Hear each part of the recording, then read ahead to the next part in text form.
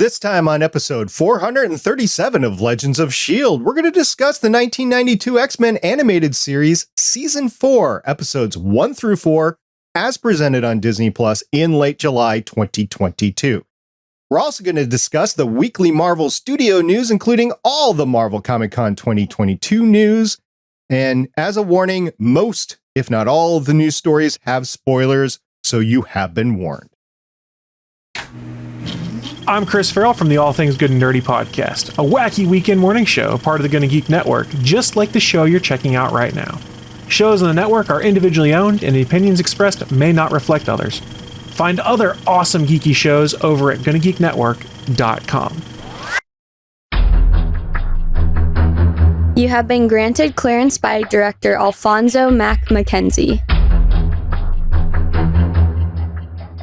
Stand by for a S.H.I.E.L.D. debriefing.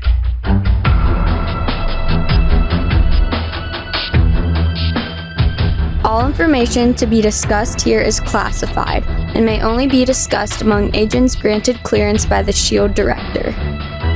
Now it's time for a scheduled debriefing. I'm Agent Michelle. I'm Agent Chris. And I'm producer of the show, Director SP.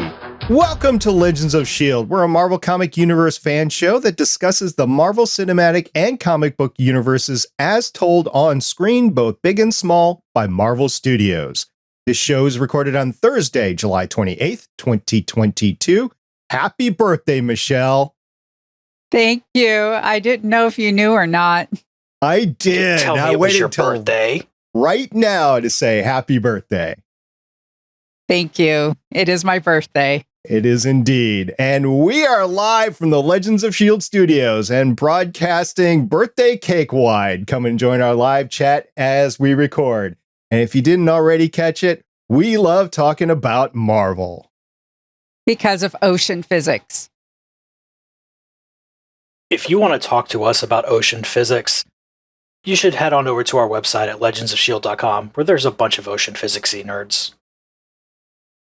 If you'd like to leave us a voicemail about how pressure and temperature actually work in the ocean, you can leave us a voicemail at 844-THE-BUS-1. That's 844-843-2871. On the other hand, if you just have a bunch of funny memes about ocean physics, the better place is probably to tag us over on Twitter at Legends of S.H.I.E.L.D. After watching videos about ocean physics, you can find us on YouTube at youtube.com/GonnaGeek. If YouTube University has made you the most smartest person about ocean physics, come give us all a lesson on the Discord server. That's at GonnaGeek.com/Discord. And remember, Legends of S.H.I.E.L.D. is a proud member of the GonnaGeek.com network. All right, Michelle, I'm not going to do what bad people might do and ask you how old you are. I'm just going to ask you, have you enjoyed your birthday? I have. I'm probably going to do something more on like the weekend and such. But yeah, it's been okay. It's a Thursday. So yeah, it's my birthday. You know what we call today the day of the week at Legends of S.H.I.E.L.D., right? Podcast night. Yeah, of course. Podcasting night. I'm like, it's the obvious for podcasting. Like, what else could it be? Well, now we're podcasting and partying, right, Chris? Hey, we've got our drinks ready, we've got our snacks ready off camera, and we have our mute button ready so you don't hear us chewing because we're not monsters. Indeed. All right, we will have fun throughout the night. And Michelle, you ready for it? Yes, I am. All right, let's get on to talking about some X-Men.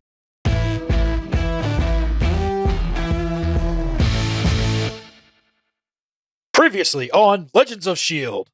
Is that what it was, the colony? I never got their names. Oh, but I'm this age, and I'm like, oh no, you're a child.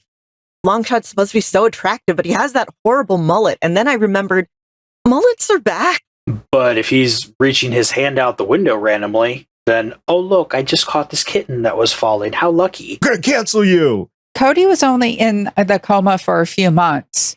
He comes out of it, Rogue is gone. Rogue ran away.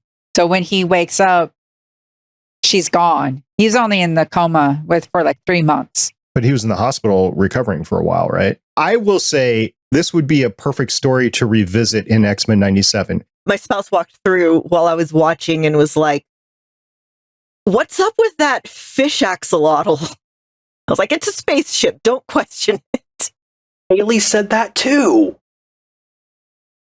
It's good to know that Kaylee knows what a fish spaceship looks like. Well, she's definitely the smart person in the house. You didn't think it was me, did you? Oh no, never. But I do think it's smart that you put together the previously on. So thank you very much for that. What's not smart is staying up till 11:30 to get it done. Well, that's my fault because I didn't get to the file until later. But thank you for putting that together. That's totally my fault. You can't take the blame on that one. Okay. Well, we have the first 4 episodes of X-Men the Animated Series Season 4 as on Disney Plus in, I say, late July 2022, because who knows what it's going to be in the future. But what we have is Season 4, Episode 1, The Juggernaut Returns, which first aired on Fox Kids Saturday, May 6th, 1995. Season 4, Episode 2, A Deal with the Devil, aired on Fox Kids first Saturday, September 14th, 1996. Rewind the clock a little bit, and you have the 2-parter of Sanctuary Part 1 and Part 2 coming in as Season 4, Episode 3 and 4. They aired on Saturday, October 21st, 1995, and Saturday, October 28th, 1995. Michelle, what were the IMDb descriptions? The Juggernaut returns. Juggernaut's life is at risk when someone else uncovers the Ruby of Satorek and claims the powers of Juggernaut for himself. A deal with the devil. Omega Red, the destruction machine from the former Soviet Union and a sworn enemy of Wolverine, is thawed and sent 2 miles beneath the ocean to salvage a disabled, toxic nuclear submarine threatening to break up near Hawaii. Sanctuary, Part 1. Weary of battling for mutant supremacy, Magneto offers to transport all mutants to an orbiting asteroid named Asteroid M, where they can live peacefully and human-free lives. Sanctuary, Part 2. As Magneto plummets helplessly to Earth, Fabian Cortrez assumes control of Asteroid M and sends hundreds of missiles towards Earth.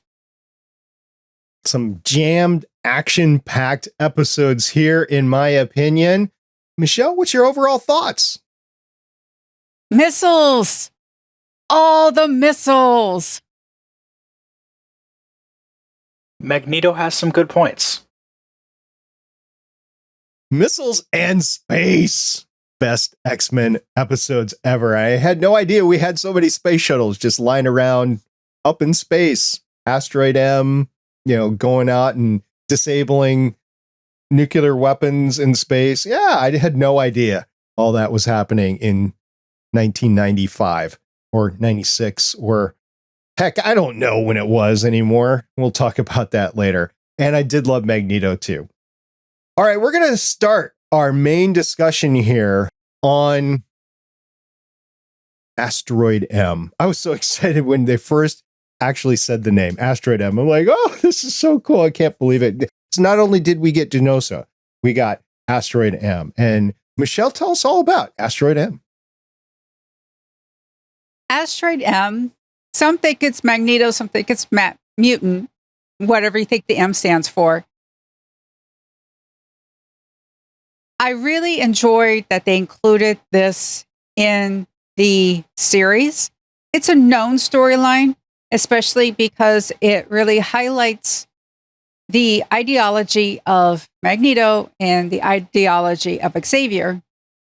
I would have liked if they could have built on that a little bit more. Instead, they brought in Fabian Cortrez, but that was the decision that they made. In this story, it's the idea of, well, if you don't want us, should we just go live someplace else? When Xavier is, you can't run, we have to make it work here.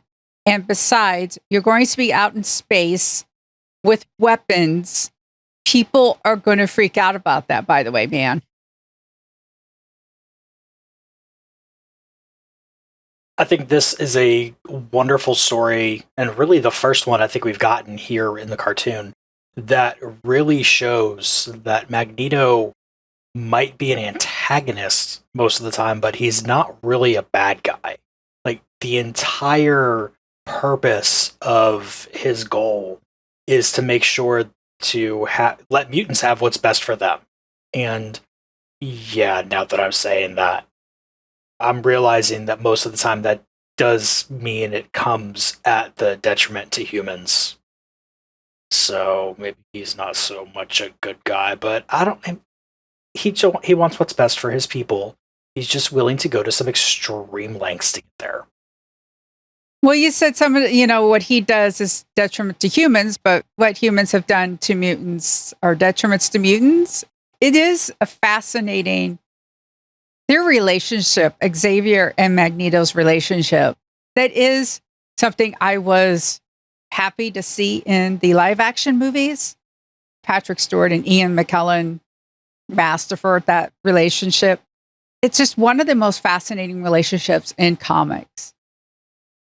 And also, they took pains on Asteroid M for him not to want to retaliate against humankind as well. He said, no, I'm not going to do that. And that's when Cortez started to take over. Like, this is not what this is. We need to be mutants and we're best and we're going to kill all humans. So it wasn't Magneto, it was Cortez. And I will say that I think Magneto was trying to act honorably. He was also protective against all mutants too, because they have been persecuted. And he went down the line. I love that testimony. We'll just call it testimony, right? I love that testimony because it was all of what we had seen in the previous 3 seasons so far. That was humanity against mutants. He's not wrong. And at the same time, he's taking pains not to damage humanity further because he knows in the future that mutants and humanity are going to have to try to coexist. At least that's what he's trying to do. And he's got Xavier there as a mitigating factor as well. So yeah, I would say that, but I could also see him as a villain too, because that's the way that they can paint him. In the current comics, I need to read a couple of the current issues a little bit better, but it's basically the same thing. Is he's trying to have this kingdom of mutants or safe haven for mutants, and at the same time away from humanity so that the two can live peacefully, maybe not coexist, but peacefully separately. That's my point on Magneto. And if Lauren were here and she wanted to be here, she couldn't be here because of an injury, and she's fine, by the way, but she'll hopefully be back next time. But she'd have a lot to say about Magneto as well. I don't want to talk about space. I really want to talk about space, but I will go back to the submarine episode as well. And these episodes are just up my... This is what I like, right? This is excellent. This is like military force and subterfuge and betrayal and all that. This is fantastic 3 episodes that we got here. Although we can't go too much further without acknowledging the fact the reason why we're not talking a lot about the Juggernaut episode is because we've already covered the Juggernaut episode. Thank you, Disney Plus, for reordering everything on us. But we can't leave the Juggernaut episode without what, Michelle? Him driving the little taxi is still one of the funniest things I've seen all year. I rewatched the episode specifically to see that scene. It was like early on in the episode, but I'm like, yeah, this is great. And, putting his arm out to go around the corner and everything. That was fun. Chris, did you watch it again? I did watch it again. We split up the episodes, so it was that and Deal with the Devil the first night for us, and then the Sanctuary ones the second night. And I will admit it, part of why I watched the Juggernaut one again was so that I could watch more than one episode of X-Men, because I didn't have time to watch 3, but I refused to split up Sanctuary if I didn't have to. But this episode is just so much fun. Besides the taxi scene, just getting to the end where everybody is, oh, Juggernaut, I want to punch you in the face. And Juggernaut says, whatever, I'm just leaving. You guys are fine. I'll get you later. Yeah, doesn't Xavier say something like, yeah, him just leaving this behind is his way of saying thank you? He does. You should say thank you with your words and not just your actions, especially because sometimes your actions are what you normally do, and people don't understand that you're trying to say thank you. Well, if I have to choose between getting punched in the face by Juggernaut and not getting punched in the face of Juggernaut and just assuming this is how he's saying thank you, I'll choose the second every time. I guess, but I still think I could take the other guy as Juggernaut. Now, is Juggernaut a mutant? No. No. He's just Kane, which is Xavier's half-brother? Right. Yeah. Or stepbrother, depending on which part of the story you're hearing. I don't know. Well, yeah, in the series, it's presented as stepbrother, and he is not a mutant. It's the mystical gem. All right. I did like seeing Omega Red again. I thought that was a nice next episode. And of course, you knew you were going to get backstabbed. It never turns out well.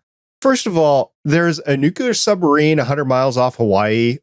Okay, that's not going to end well. And second of all, you're going to use a foreign enemy mutant to help you. No, that's not going to. No, that'll be fine. Everything could just be fine. We'll just do a Suicide Squad thing and put something in your head. And Omega Red is just like, oh yeah, this thing? I mean, come on. Also, I wish somebody would just show the man a map and go, the Soviet Union, gone. You don't have anything to protect anymore, man. You can go eat cupcakes and pick up crocheting or whatever. The Soviet Union's gone. You're out of a job now. Sorry. Can you imagine how much faster he could get his projects done with all those extra arm things, though? That would be so much fun. I'm really surprised, too. Yeah, same deal. Why doesn't anybody just convince him that the Soviet Union doesn't exist? Russia, at this point, is basically in shambles. He doesn't really have anything to fight for, just because everybody is still trying to figure out exactly what and who they are out in the real world there. And all he needs is the same little treatment Captain America got. Just, here's a notebook of everything that you missed. Go check it out. And it's going to be a lot easier for him because it hasn't been as long as Captain America was stuck in the ice. I might be older than you guys, but when I was growing up, there was a bunch of like half-hour sitcoms and stuff, like Gilligan's Island for one. And one of the tropes was you'd always find some old Japanese soldier that doesn't know the war is over yet. The World War II war is over yet. And so ends up coming in and trying to take everybody hostage and stuff like that. This had kind of that sense to me. A relic from a previous time. I'm a little baby. I don't even know if I've ever seen Gilligan's Island. Okay, we'll explore that later because I'm sure you have. But for now, we're going to talk about a statement that Wolverine made. Omega Red as Winnie the Pooh. I submit to you that AC Bradley needs to make that a what if.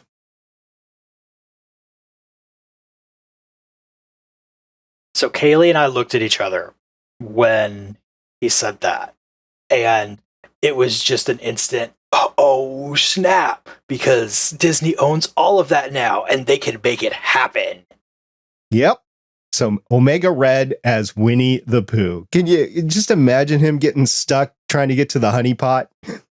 Now, I'm imagining Winnie the Pooh as Omega Red. And instead of going, where is my mother Russia, going, where is my honey? Be kind of like a Stay Puft Marshmallow Man. Me honey, boom, boom, boom. That'd be great. I might know some artists and we can make that happen. Omega Red's not gone. He's at the bottom of the ocean and entombed in this Soviet submarine that's not next to the shelf next to Hawaii anymore, but is like in the depths of the Pacific Ocean, down like 5 miles or something like that. Kind of like the Abyss. All right, let's move on to the two-parter. It was a really well done two-parter. I know it was late in season 4 when it first came out, but it was good. I enjoyed it. It was a well put together pair of episodes, had a good story to it. I could see everybody's point. Even Cortez, I could understand the villainy there. He wasn't just a maniac out of nowhere, right? So, yeah, I enjoyed it a lot. Chris, what'd you think about it? Cortez's accent was a little bit all over the place, but I think that was more a product of somebody who really pull off a from Spain Spanish accent and being a Canadian voice actor, which is how most of them were over there. But I mean, again, I come back to the Magneto thing. I think he's going overboard a lot. He is taking every mutant he can get his hands on. He is not giving Genosha, for example, a chance to adjust their country to not having mutants. Like, as bad as the Genosha mutant slavery is, you also don't want to set up a country to suddenly have absolutely no economy and no way to produce anything that their people are used to having be produced. Because that is how you have World War start. And we have all seen the history on that. So I think Magneto is a little short-sighted in all of that kind of stuff. He needs to kind of ease his way into it a little bit. But at the same time, he does know that humans are going to attack. That's why he has over 200 missiles sitting on Asteroid M, which is just sitting up there floating in the sky. And I'm not sure the physics in space work like that, to have a space city just kind of out in space the way that this one is presented here. I could have gone with space physics, but I decided to go with ocean physics because Juggernaut had the walk across the ocean. Technically, Omega Red should be crushed into the submarine. And Asteroid M actually ends up being dumped into the ocean. So we had a lot of ocean action in these 4 episodes. You do have a point about Asteroid M. How exactly big was it? How far away was it? Did it have any sort of gravitational effects on Earth? Anyway, with Fabian, we really see how it's like, if you think Magneto's bad, here's Fabian. Not only does he turn on Magneto, he really just ends up going, I want to control the asteroid. I want to be this leader who just gets rid of all the humans and, forget Magneto. It's all me now. He thinks he kills Magneto. And this has the best resurrection, I think, ever, with Magneto's atoms being nursed by the Earth's magnetosphere back to health. I on so many levels, I love that. From a comic book fan to just being a science nerd, just how ludicrous that is on so many levels, but I love it anyway. Now, SP's Science Corner, because I am neither a doctor nor a rocket scientist. How likely is that to actually work? Well, you're talking about mutants with powers, right? So his power is to go after magnetic stuff, right? So his powers are magnetic field. I'm assuming that somehow his residence kept some sort of atmosphere, like some sort of emergency supply of oxygen was in there and that sort of stuff. If not, I have seen in the comics that he goes off into space and he's fine. I don't know how that works. Like he creates a magnetic atmosphere around him with breathable air or something like that. But as far as the Earth's magnetic the Van Allen radiation belts actually nursing him back to health, it's no more ludicrous than Cortez taking away his powers. It's the same thing. You're gaining energy to try to bring those molecules back together, because I think that's what Cortez was insinuating, is that he's drained him of all his power, so his molecules will start to disassociate. But I think the radiation belts held him together enough to make him actually come together and then come back powerful. I thought that was awesome, an awesome use of. I was like, what's going to happen with Magneto? On one hand, I'm like, it sucks that Magneto is taking out of all of these episodes, and he's not a primary figure like he is in the movies, so to speak, and the comic books, quite frankly. But he's out there healing, and just for him coming back, it was a great surprise. As an adult, I'm like, oh yeah, he's back. And he mentions how he got back is because the radiation belts actually healed him. And it's like, well, screw you, Cortez. You don't know science, so you don't know that you just sent him the one place where he could heal. Because if he was on like the Earth's surface and he got hit with the same energy squeeze from Cortez and he didn't have any radiation around him, he would die. But he's in space with the radiation there. And not only any cosmic radiation, but the concentrated radiation from the Van Allen radiation belts. So yeah, I loved it. It was great. And this is coming from a rocket scientist. I'm like, yeah, let's do this. Let's do this more science stuff with mutants. I like it. I like it a lot. As far as the city up there, Osiris Rex, which is a probe that we sent to the asteroid Bennu to take a sample of, right? And we've taken a sample of it and it's coming back home, but the main spacecraft is still orbiting and taking some pictures of it. It's a rocky place, but you could conceivably put a space station on the surface and you'd have a lot less G's, but it could be a livable space. It's being pulled together by a weak gravitational pull just because it's small, but you're still gonna have the space station be able to stay on the surface. So what exactly is your concern with that, Chris? Because maybe I can address it better.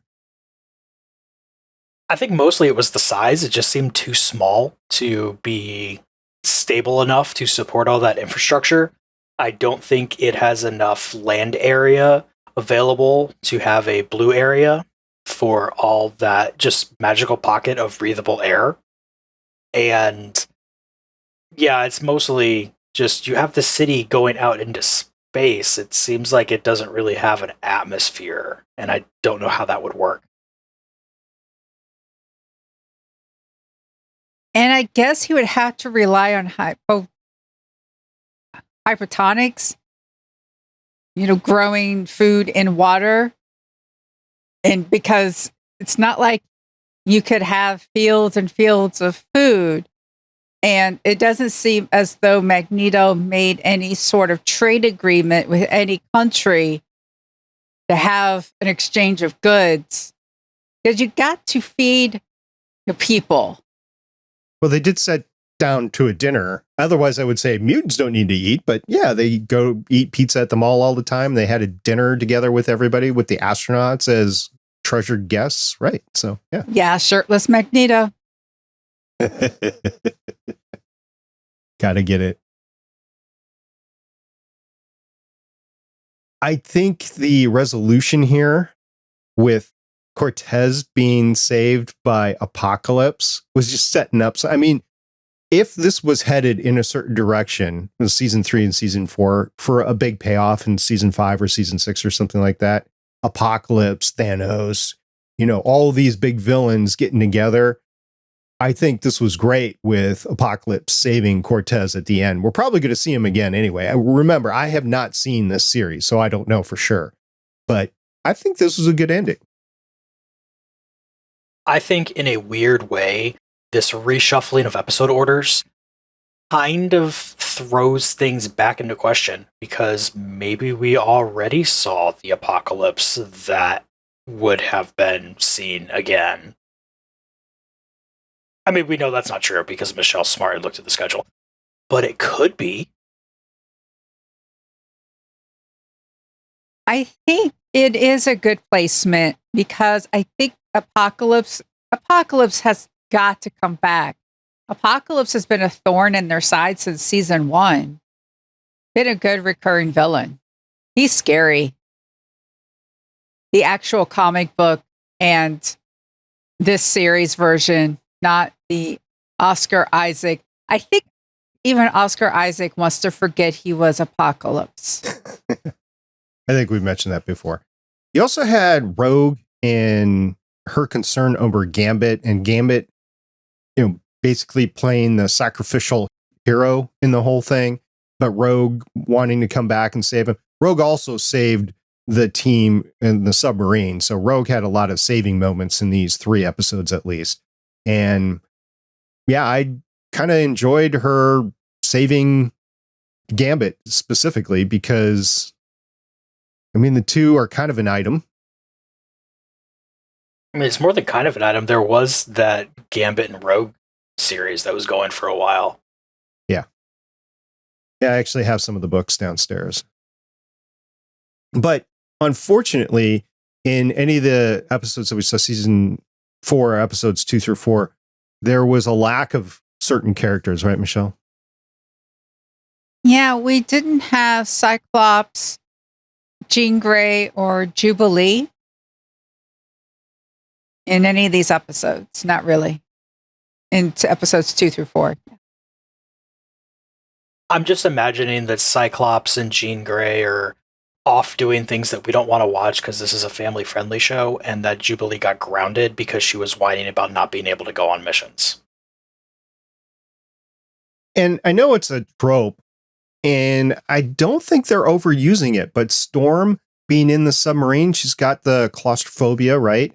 And I think they're dealing with that well. I don't think that they're overplaying it. I mean, it's a thing that comes up quite a bit, but in the situations that the X-Men find themselves in, she's going to find herself in those situations from time to time. I don't think it's an overplayed thing, but I'm glad that they're still addressing it and they haven't forgotten about it. Yeah, if they had forgotten about it, I would have a problem with it. But they're bringing it up in logical times when it would actually be happening. And especially in a submarine, I would think, I don't know a lot about ocean physics because I'm also not an ocean scientist, but I'm pretty sure that when the opening to something is on the upside, that water comes down into your vessel.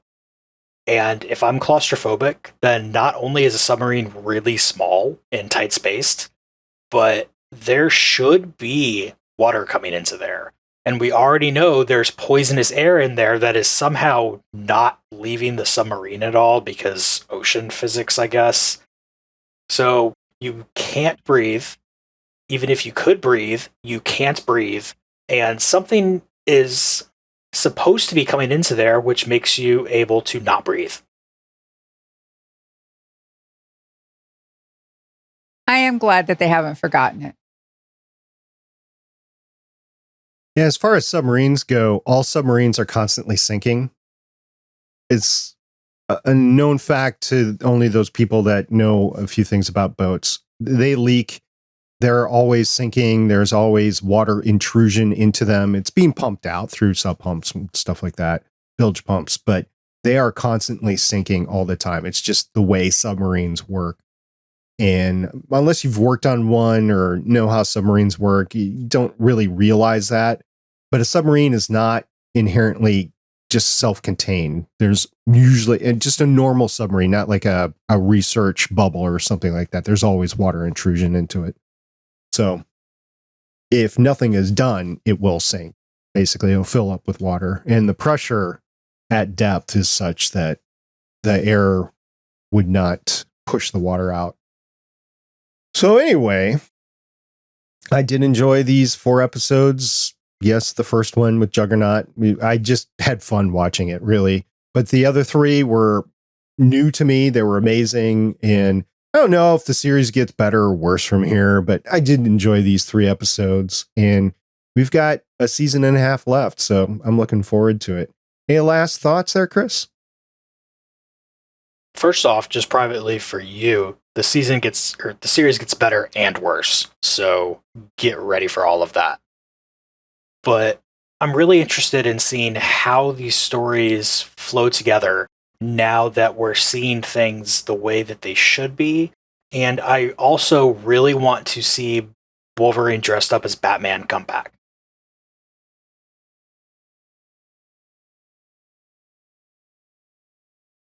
Yeah, you're right, SP. These were enjoyable. All right. So when we come back in a couple weeks, we're going to be discussing not X-Men, the animated series. Sorry. But we will be discussing She-Hulk, episode 1. And I can't wait for that. We will return to X-Men, the animated series. It's unfortunate that we're going to have to take a couple weeks off, but it's the way things go because of my schedule. But I am amped up for She-Hulk, and I'm amped up to come back and watch the rest of X-Men. Hopefully Lauren will be back for us for both. So we'll just see how that goes. In the meantime, we have a ton of San Diego Comic-Con Marvel Studios news to discuss. You two ready to get at it? Yes. Can you ever be ready for this amount of news, though? Of course.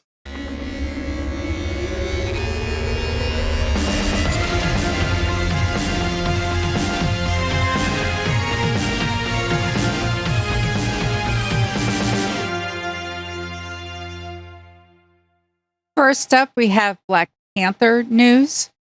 At Comic-Con, Black Panther Wakanda Forever, the trailer was released.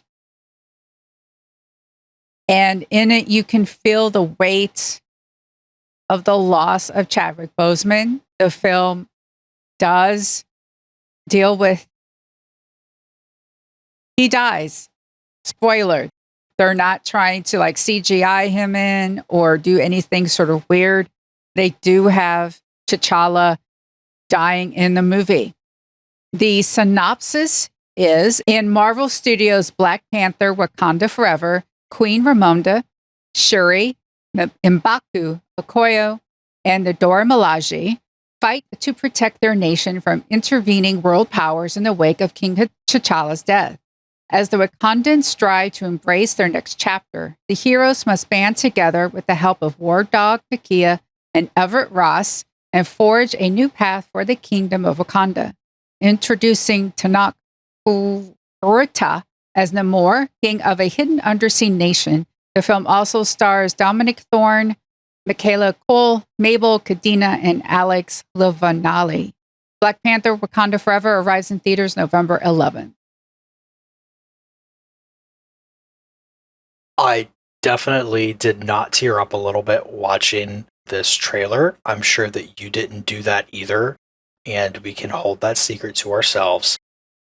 Despite anything you might have heard me say on this show or in other places, I am excited for this movie. Certain people in the movie less excited than others, but getting Namor is one step closer to Fantastic Four, and I want to see somebody who can do that right.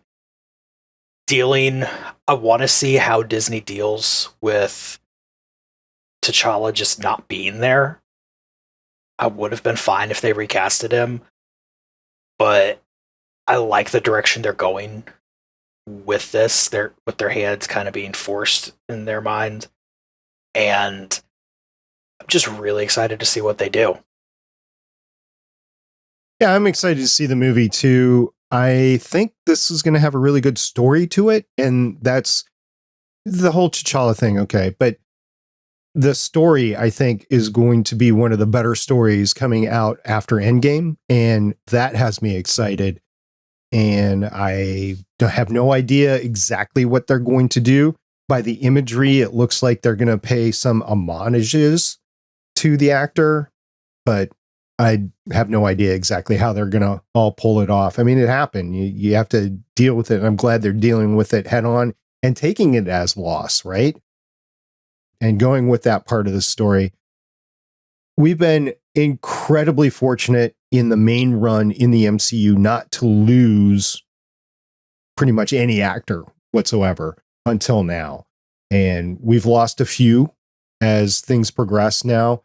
And we're going to continue to lose more. So either you have to recast or you have to go on with the story and make creative choices with the stories as you go forward. Because, the comics are all set as everything exists all the time. There is no movement of time really in comics where you still have the same characters. Yeah, you have some that have moved on. You have some people that come in that are playing the character that weren't the original character. I mean, Iron Man is an example, right, with his brother. But for the most part, I think in order to make the MCU work, you're going to have to deal with loss and move forward. The loss of Iron Man, the loss of Captain America. And Chris Evans in social media has been adamant. I am not Captain America anymore. Sam Wilson is. That guy over there.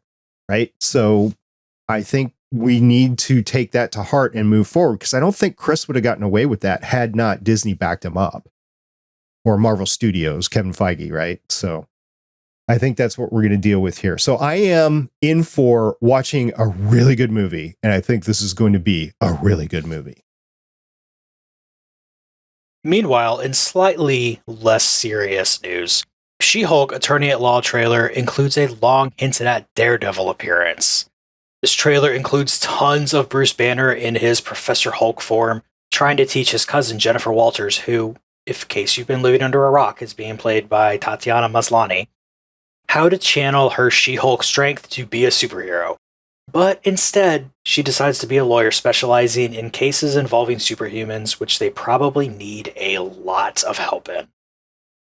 The trailer's final seconds seem to confirm something long rumored about this Disney Plus project. It's going to include the return of Charlie Cox as, wait for it, Daredevil. I can't wait for this show. The trailer just made me want this show more. I have high hopes for it. She-Hulk's one of my favorite characters. I am trying, and Tatiana Maslany is one of my favorite actors because Orphan Black was amazing. I'm trying to inhale and tamper my expectations to be realistic, but I have to admit they're high. I am just ready for some fourth wall breaking craziness, because not only does Deadpool break the fourth wall, Jennifer Walters breaks the fourth wall. And there are so many little hijinks we can have and so many more jokes we can have. And the jokes are in character with Jennifer Walters and She-Hulk as well. So, I mean, yes, lawyer stuff is fun because I'm a giant nerd. But I also want to see the fourth wall breaking craziness. I've enjoyed watching the trailer so far. I think this is going to be right up my alley. I'm going to enjoy this series, kind of in the same genre as Hawkeye was, a little less of Miss Marvel, a little bit more Hawkeye, the way that, the comedy of the series went, right, and the action of the series and that sort of thing. So I'm looking forward to it. All three, or at least the two previous ones that we've seen, good series, in my opinion. But I'm looking forward to this and this type of series as Marvel moves forward. Now, I don't know a lot about She-Hulk because it's just been one of those characters that I just haven't had background in, haven't had a desire to see really until the series came up. But now I have been doing some research into the comics. I'm collecting the current run, which is really fun to read. Then I'm going back and trying to collect other runs, which of course, because the series is right now, a lot of the comics are higher than they used to be in terms of price, which I get, but I've been collecting them and just enjoying their runs. And then also I have an Amazon Prime membership, which means I have Comixology, and the Comixology has free readings of, as long as you have the Amazon account, has the Amazon Prime account, has all of the She-Hulk so far that I've been able to find free to read over there. So if you want to do a little research on your own, I'm pretty sure the Marvel app has it, Comixology has it, just to get some, background in the character. It's going to make the series really fun, I think. Is it going to be a story straight out of the comics? No. I don't think any of the series are being straight out of the comics. I know Ms. Marvel, we got a couple of those marquee scenes out of the comics, but we really didn't get an exact one-to-one story out of the comics. I mean, all the background is there, right? Characters and the setting and stuff like that. But I don't think we got a particular run from start to beginning out of Moon Knight or Ms. Marvel or any of the comics, really. We just got the generalities of the story. Same with She-Hulk. But to me, I think I will enjoy the series more because I am doing some of this research. Will you have to? No, I think they'll make it so that you can enjoy it no matter what. But I think because I podcast on Marvel and don't know anything about She-Hulk, this is just exciting. It's an exciting time for me. I'm actually doing some research before a series and having some time to do it. So that's been fun to me. I don't know if either of you two have read any She-Hulk comics or not, or if you want to mention anything or check out any of the runs specifically, but there haven't been that many. No, it's just the current run for me. I'm going to roll with that. All right. Apparently, there is some homages to the Avengers Disassembled in there. So that is a great series if you've never read that. I actually went back also and read some of that out of Comixology that I got for free, basically. And it was fun to read that. I had never read it before. I'm like, oh my gosh, this is great. The art is great. The story is great. The characters are great across the board. There's a swath of characters in there. So if you've never read Avengers Disassembled, it's a great thing. All right, Michelle, let's move on to the next piece of news. An adorable trailer for I Am Groot has been released, which is a new series debuting in August on Disney+. I Am Groot consists of 5 original shorts starring Baby Groot from Guardians of the Galaxy Volume 2. I Am Groot is just the latest in animated efforts from Marvel Studios, joining What If as the only 2 cartoon efforts from the outfit to date. Soon they'll be joined by Marvel Zombies, Spider-Man Freshman Year, and X-Men 97. Moon Girl? Is that still a thing that's happening? I want that too. But I'm so excited for Groot. And Groot is the baby Yoda of the MCU and will always be there. And I want to see little baby Groot dancing and going on little adventures and being a potted plant in the D&D campaign while everybody else has to fight a shadow dragon and just hiding there and hoping that his big friend remembers to take him with him when they run away from the shadow dragon. Like what happened exactly to me in our last D&D session. I can't get enough for Groot, so this is going to be fun. Well, what if that really happened, Chris? I would freak out, just like I am freaking out right now, that what if we know that there's a season 2? That is not a huge surprise to anybody. But we do already also know that even before season 2 has any frame seen by the general public, there's already going to be a season 3. They revealed that the Emmy-nominated series has been picked up for a 3rd season ahead of its season 2 premiere. Season 2 is going to launch in early 2023. Presumably, because this is how time works, season 3 will come after that. I didn't realize What If was going to be as important as it is.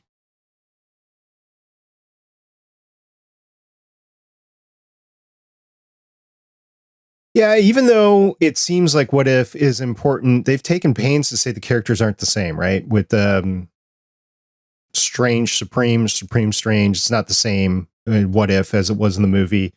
So I like that they're introducing the concepts in What If, but they're not necessarily the real concepts. I'm assuming at some point in time it will be all in one, but we'll see about that. And as far as the series, AC Bradley, amazing, in my opinion, doing what she's done both with Ms. Marvel and What If, and I'm looking forward to the future. She tweeted that the studio sent her a bottle of scotch, which quite honestly wasn't that great of a bottle of scotch. I mean, it's drinkable. I would drink it, but it's not like a celebratory bottle of scotch. So I tweeted at her, send me an address, which I can send you a good bottle of scotch. She hasn't got back to me. Go figure. Probably has completely forgotten that I sent the message, but I would want to send her a good celebratory bottle of scotch because that's an amazing achievement, and I can't wait for the future of the series. There was good episodes. There were not some good episodes. We found that most of the episodes were relevant in some way, shape, or form. So I'm guessing she's got a good pulse on what's going on in Marvel Studios. It's happening. Daredevil is coming back. Daredevil Born Again was announced, and the 18 episodes, 18, not 6, not 10, we're getting 18. 18 episode season is set to bow on the streamer Disney Plus in spring of 2024 as part of the newly detailed Phase 5 of the MCU. Both Charlie Cox and on-screen adversary Vincent D'Onofrio are set to reprise their roles from the Netflix series. I'm so happy for many reasons, but we're getting Charlie Cox, we're getting Vincent D'Onofrio. I really hope that means we're getting a Karen Page, Deborah Ann Wall announcement soon, and of course a Foggy announcement soon, because we need to have the Three Musketeers on this Daredevil show. And Marcy. Well, yeah, but that's kind of a given too. 18 episodes. Do you know what this means? This means we have time to get a long, overarching story. You can drop the Claremontian plot threads. You can set things up and not touch them for 4 episodes because it doesn't matter in the little between times, and then you pick it up. You can have your Grant Ward is really working for Hydra moments because you don't have everything so condensed. 18 episodes. 18 is such a wonderful number here. I love it. And they better not treat it like 3 little mini 6-episode seasons. I'm glad you brought up Grant Ward because as I was editing the episode the last time we were talking about this, with the small seasons versus the big seasons, Agents of S.H.I.E.L.D. versus Ms. Marvel, that was one thing that I wanted to lay out. Yes, it was in season 1, but it was laid out throughout the entire season. And if you got a 6-episode season 1 of Agents of S.H.I.E.L.D., that reveal wouldn't have meant anything. You wouldn't have had the camaraderie with Agent Ward and the rest of the team that you're like, you're part of the team. We're all together. Yay. And then boom, I'm the bad guy, right? I'm going to kill you guys. That sort of thing. I just don't think it would have been as effective if it happened in like episode 4 or 5 of a 6-episode series. So you're right. You will have that. And 18, I don't think is too much. I think 22 to 24, 26 episodes, like we used to get back in the day, Star Trek Next Generation series type. I think that was filler episodes in there. I'm not sure that we're going to have filler episodes because there's so much story to cover. There are so many characters now in the MCU. You can cameo Jessica Jones. You can cameo Luke Cage. You can cameo Misty Knight, right? You can cameo all these people that are already in the Defenders. You can have some Echo show up in the middle of things. Just, like a scene to set up Echo and not have it to be the shawarma at the end of the season. So there's tons of stuff that they can do here. I'm really excited for it. You could have Iron Fist get hit by a bus. And recast. I was deliberately trying to stay away from Iron Fist, but okay, we can go there. Recast him. Anything else to say about Daredevil here? I think 18 episodes is good. Netflix having 13, that was also a good number. So 13 to 18 really allows storytellers to dive in deep, and we can get She-Hulk back again. Who knows? Yeah, or anybody, right? Falcon and the Winter Soldier, Loki, anybody from the WandaVision series can come in, right? I think it's slightly different where they're going versus everybody else, but it's all supposed to be connected, right? So you can have anything.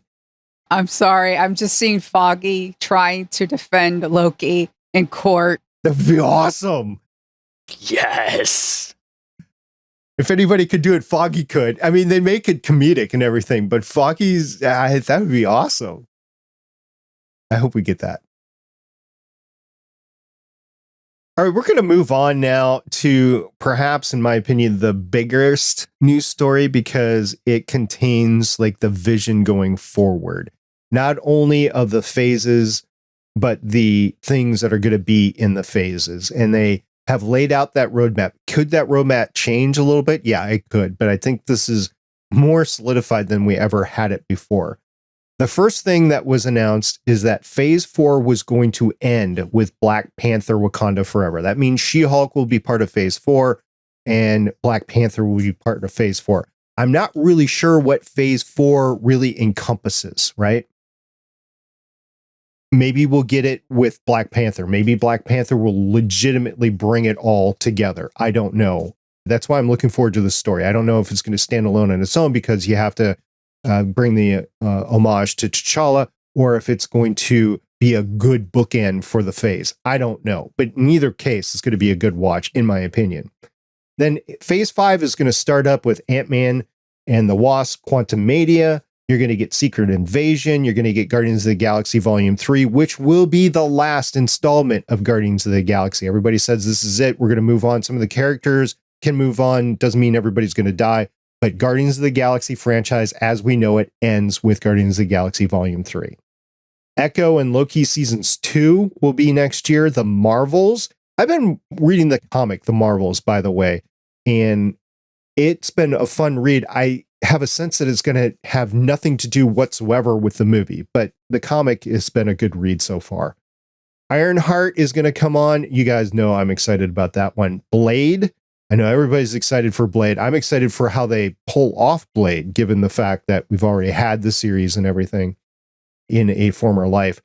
Agatha is coming on, the Agatha series. Daredevil, Born Again. We just talked about that. Captain America, New World Order. That's the movie. That's Captain America movie that will be in the summer of 2024. And then Phase 5 will culminate with the Thunderbolts.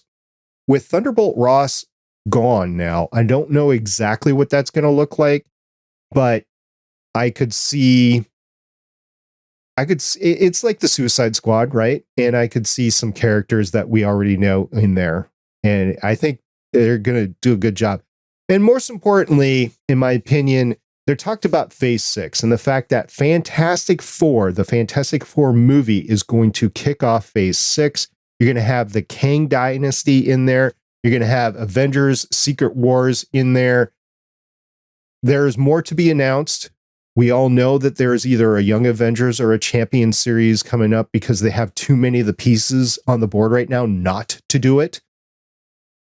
That's probably going to be announced in the future. We have a sense that there's going to be somewhere between half a dozen and a dozen franchises and movies and shows all put together that will be announced at D23.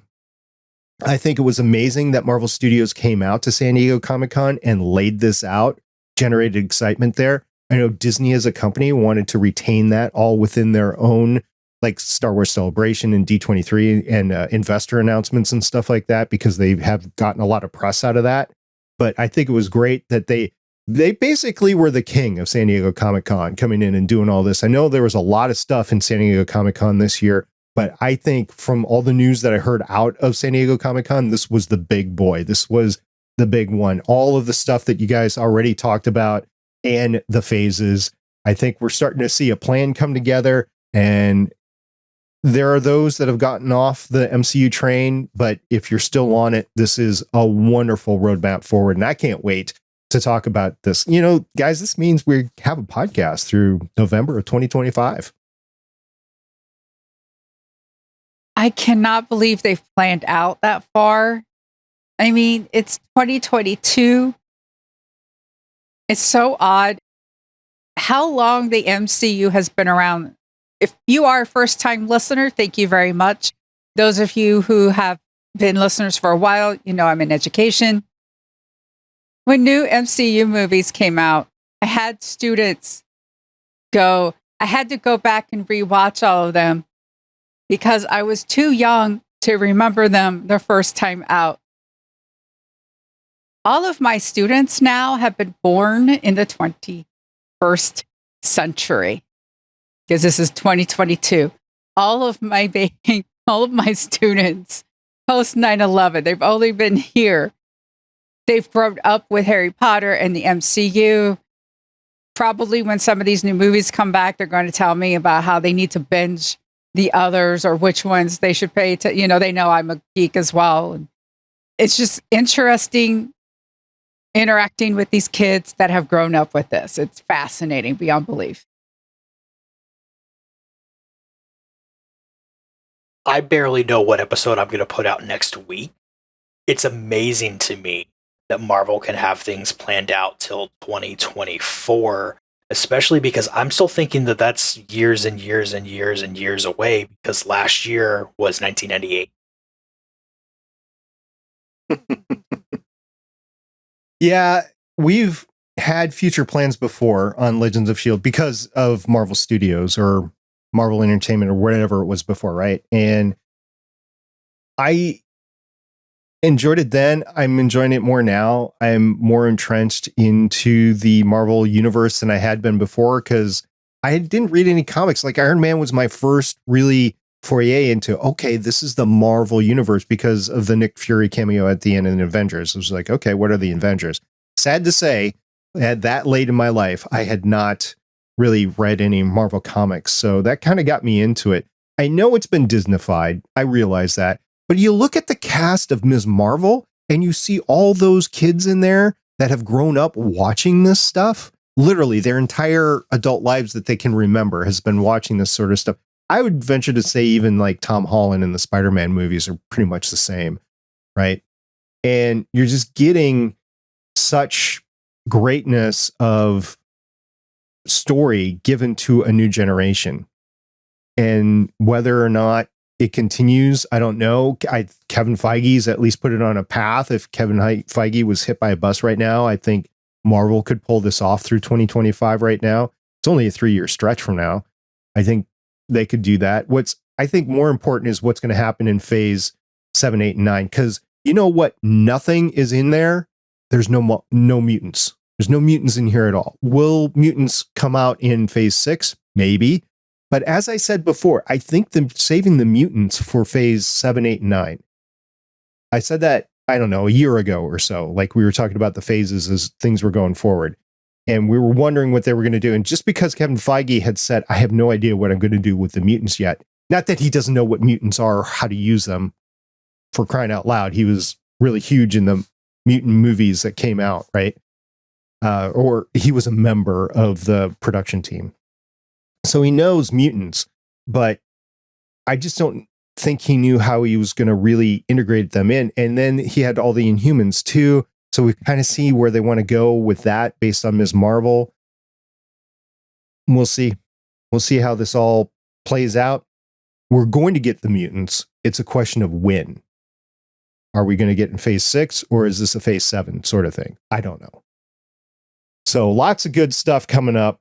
And listener, I would be very interested in what you think is the most exciting thing coming up. Both the announcements of the trailers that we've already seen and then the phases that we've seen coming up. And Lauren, I know, is going to have her own opinion on what's going on as well. So hi, Lauren.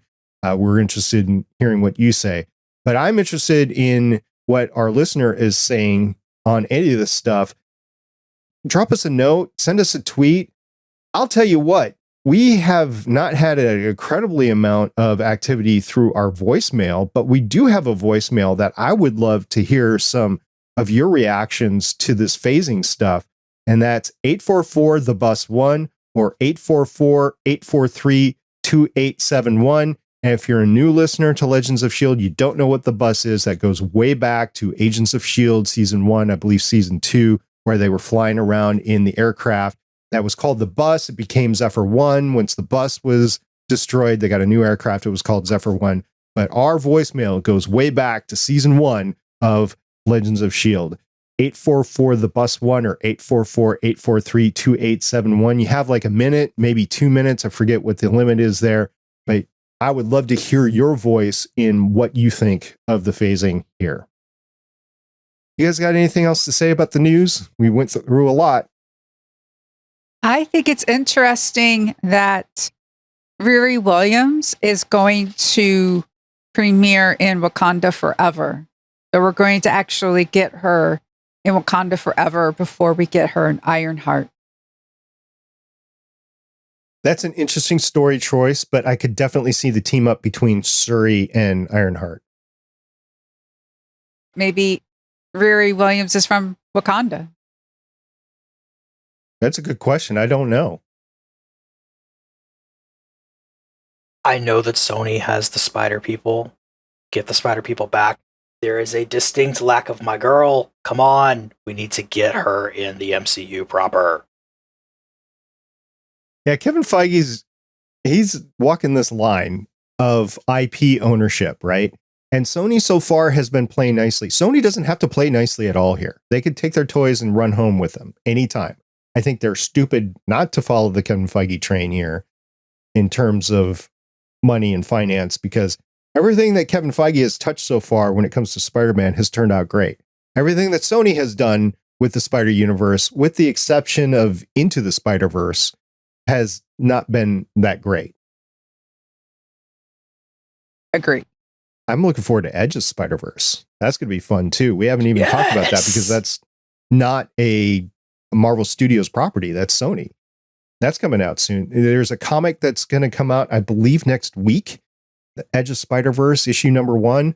That's on my pull list. I'm looking forward to reading that. Again, when the comic books come out, it's not going to be a reflection of exactly what's going on in the movie, but you get the same universe feel, right? And that's really what I'm going for there, is to read that and be excited about that. Yeah, Edge of Spider-Verse, that's from everything I've heard, it's going to be better than the first. And I don't know if that's like raising expectations too high or anything, but if that's true, that'd be the movie of the year. Yeah. I'm just so excited for Spider People.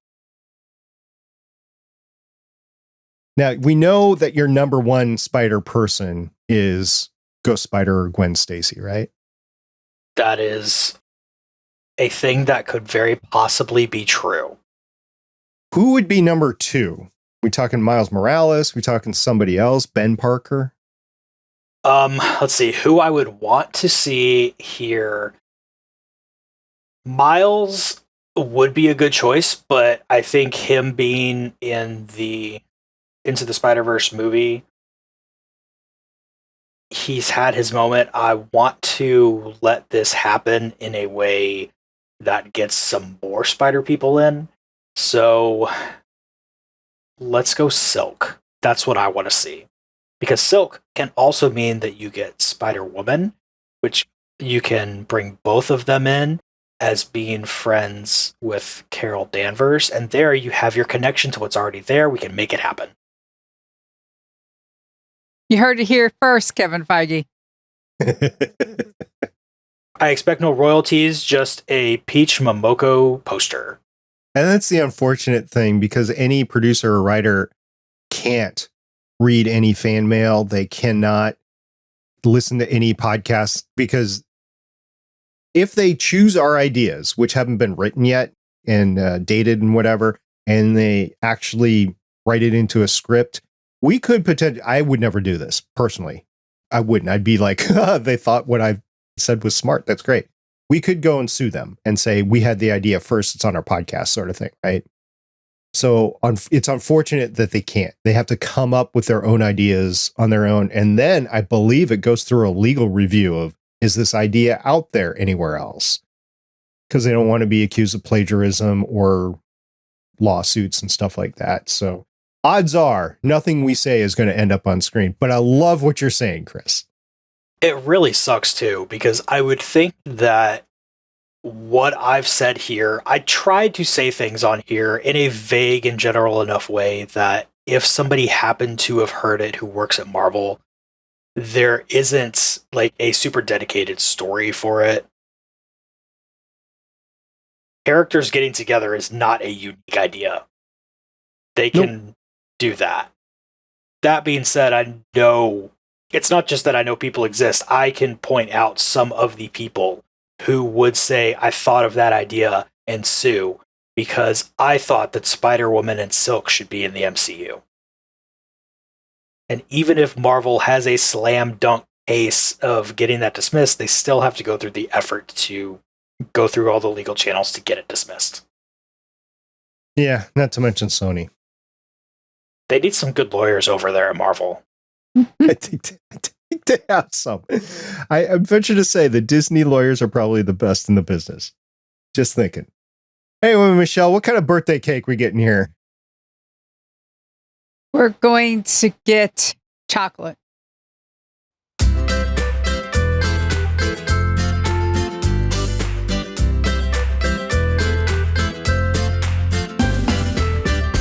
What kind of chocolate? German chocolate? Are we talking chocolate frosting with the chocolate cake? I'm assuming moist.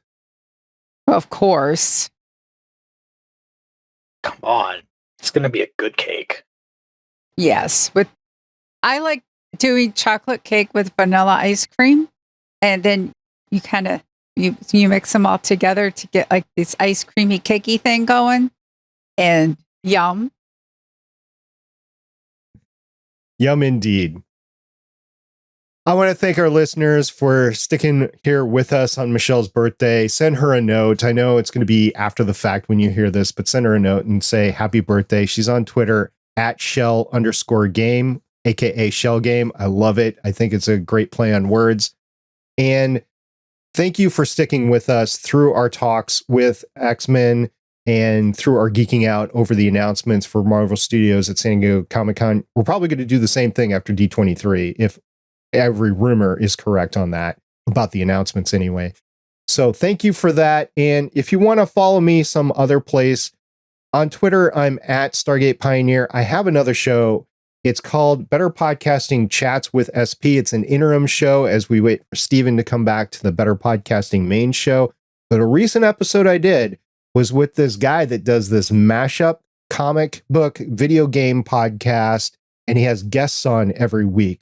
It's a little show called Play Comics. I had the guy on. His name is Waffles. It was a great time. You can catch that over on Better Podcasting Chats with SP. Yes, thank you everyone for listening to us, interacting with us. We always appreciate it. And thank you for the birthday wishes, whether it's today or belated. I will enjoy them. Yes, and on Twitter, I'm Shell_game. And as SP said, I have Play Comics where you can come hear me. And a lot of times you can hear a guest along with me. And you can tell it's a good show when they talk more than I do because they're excited about things. You can head on over to playcomics.com where, as we're recording this, a secret episode released today, which is the real reason why I was up way too late last night editing this video. So that's why it's not SP's fault. Or I talked to Alan Dunford about a wonderful Kickstarter that will have ended by the time you hear this, called Pocus Hocus. Please use your magical powers to go back in time and get in on that Kickstarter. Although I'm sure Alan will find a way to sell you a copy afterwards if he needs to. And if you want to find me on Twitter and tell me which cover I should get for Edge of Spider-Verse, issue number 1, you can find me at Play Comics Cast. And if you want to talk to us about these events as they are happening live, there was a bunch of discussion over on the GonnaGeek Discord server, which you can find at GonnaGeek.com/Discord. During San Diego Comic-Con, when all these announcements came out, there was somebody that was posting something, whether it was Chris Farrell, whether it was Michelle. Chris, I think you posted some stuff. I was just along for the ride because I had other stuff going on, but it was great conversation as it was happening. So the Discord server is where you can always find us. Wow, what a jam-packed episode. I can't wait for She-Hulk next. Until next time, I'm Director SP. I'm Agent Michelle. And I'm Agent Chris. See everybody next time. Bye. Bye. Bye. Chocolate cake. With sprinkles? Oh, no sprinkles. Fine then, I'll have my own. Thank you for listening. If you want to leave us feedback, go to GonnaGeek.com and you will find all our contact information and other shows. You can also visit legendsofshield.com where you'll find our complete archive of podcasts. The music heard on this podcast is by Kevin MacLeod, found at incompetech.com, and also artists on pond5.com and audiojungle.net. The opinions heard on this podcast are those of the individual hosts and do not represent Stargate Pioneer Productions, Legends of S.H.I.E.L.D, or GonnaGeek. Agents of S.H.I.E.L.D. is the property of the Disney Corporation, Marvel Studios, and ABC. No infringement is intended.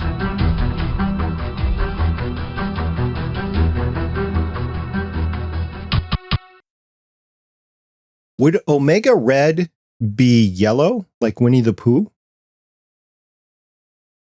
I think I'm going to leave that up to the artist. Winnie the Pooh has the red top, so. Just accentuate that a little bit more. Right. Okay. All right.